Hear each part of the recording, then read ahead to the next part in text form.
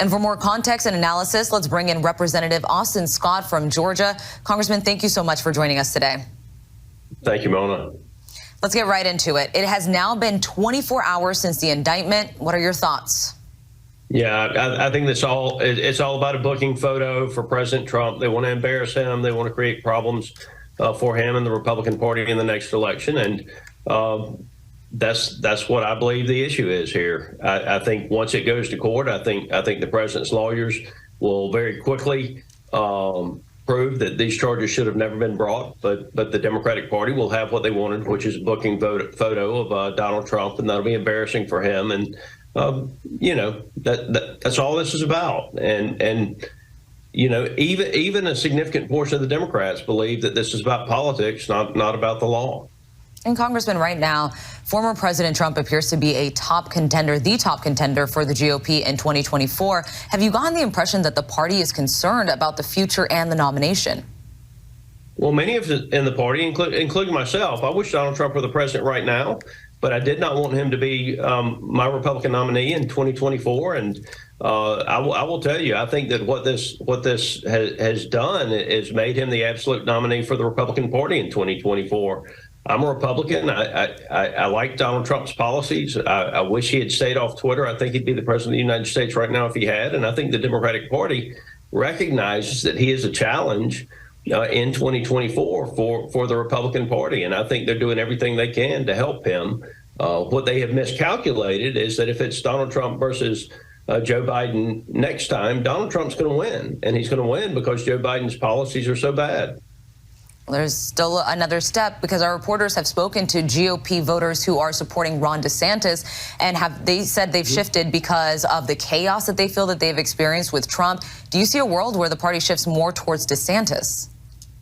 I'm one of those people that would support Ron DeSantis. I would support Mike Pompeo. I candidly, as I said before, I was leaning towards another candidate for the Republican Party for president of the United States next year, and I still lean that way.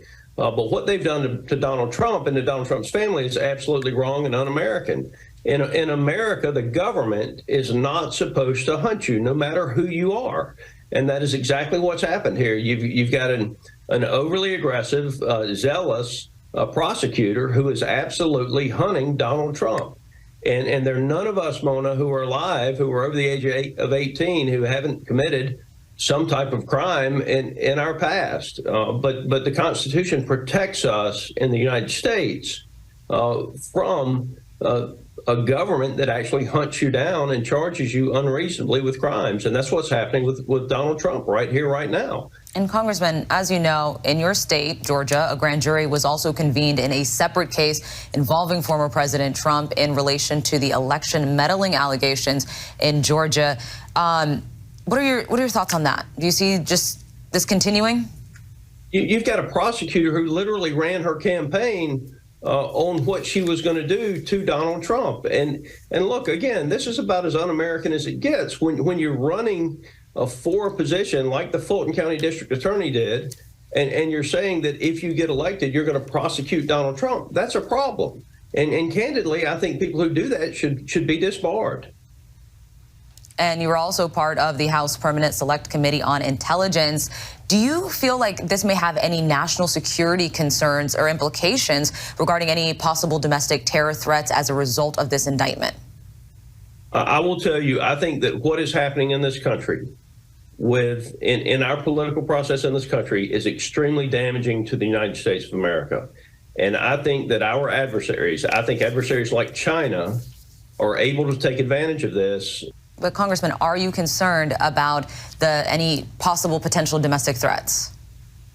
I'm absolutely concerned about domestic threats in this country. I'm absolutely concerned about what is happening internationally as well. Now, do I think that there will be violence in the country? I sure hope not.